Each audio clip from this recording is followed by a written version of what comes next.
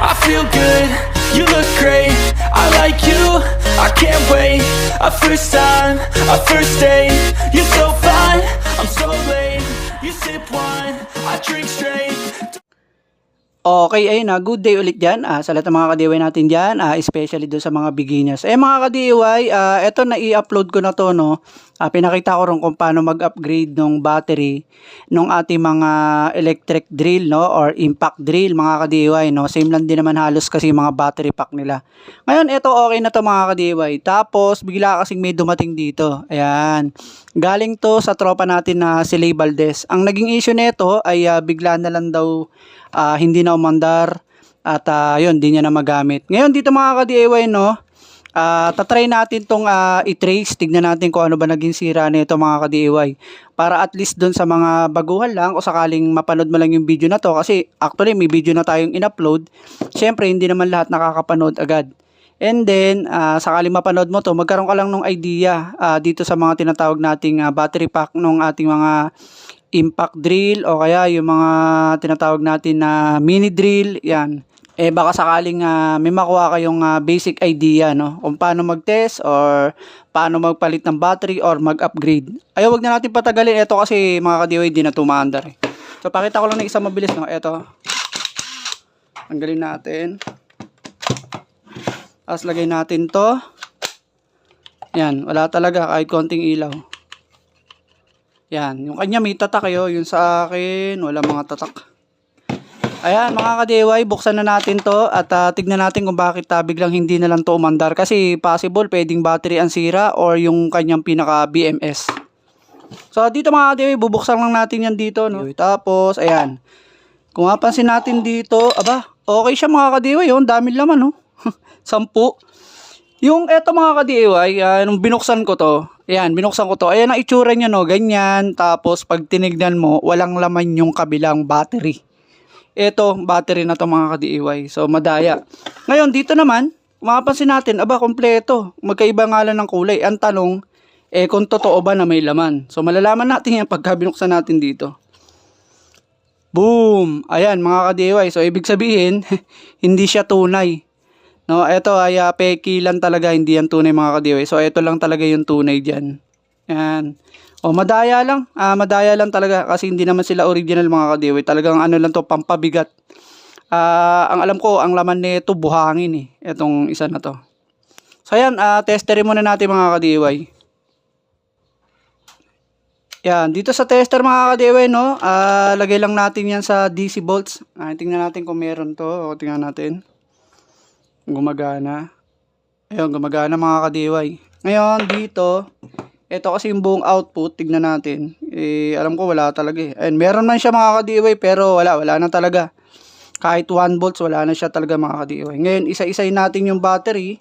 Kasi pwede man naman to isa-isahin eh. Para malaman natin kung meron. Dito muna tayo sa negative, dito. Tingnan natin. Yeah, wala na talaga. Yan. Wala na talaga mga ka-DIY, ano? Ibig sabihin talagang bagsak na yung battery niya. Not unless na lang lagyan natin ng ibang battery para malaman natin kung okay pa yung BMS. So itong battery lahat palyado na, wala na siya, okay? So baklasin ko lang ng isang mabilis. Kaya drain na yung battery niya. Ayun, mukha nga mga ka-DIY, no, sunog oh. Sunog siya dito. Nabalatan yun dito sa may gilid oh, ayun oh. Nabalatan mga ka-DIY yung ano dito, yung negative dito. At positive kasi to, hindi sila pwede magdikit dito mga ka-DIY. Tingin ko yun yung naging dahilan. Tsaka ayun oh, sunog oh.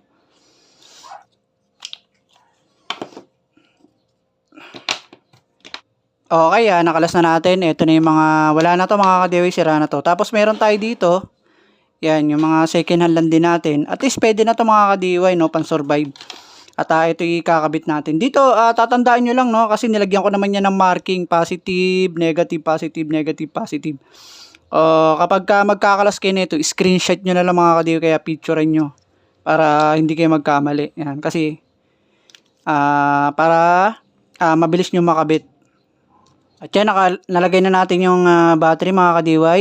Tulad ng sinabi ko, bago nyo kalasin, picturean nyo muna, screenshot nyo. Katulad nito, negative, negative, positive, positive. Yan, ano siya, parallel kasi ito mga kadiway. Lalagyan natin yan ng nickel strip dito. Okay, isa-isa lalagyan natin nickel strip. Pagka wala naman, pwede naman panghinang mga kadiway, kaso medyo matagal nga lang yun. Ganda lang kasi dito, pag may ganito ka spot weld, mabilis mo siyang magagawa.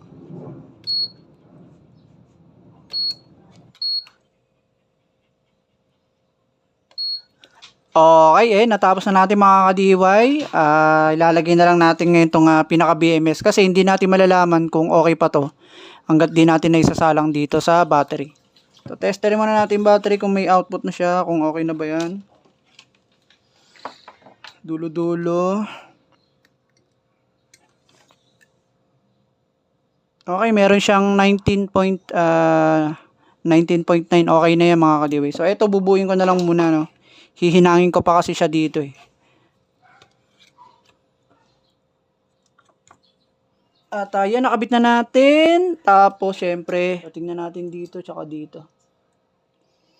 Ayun mga kadiwi, meron na 19 point. Yan. Kanina kasi wala yan eh. Sorry. Ito, buuin na lang natin ng isang mabilis muna mga kadiway. Ayan, nakabit na natin. Hindi ko na muna ilalak kasi gusto ko malaman kung aandar na ba siya.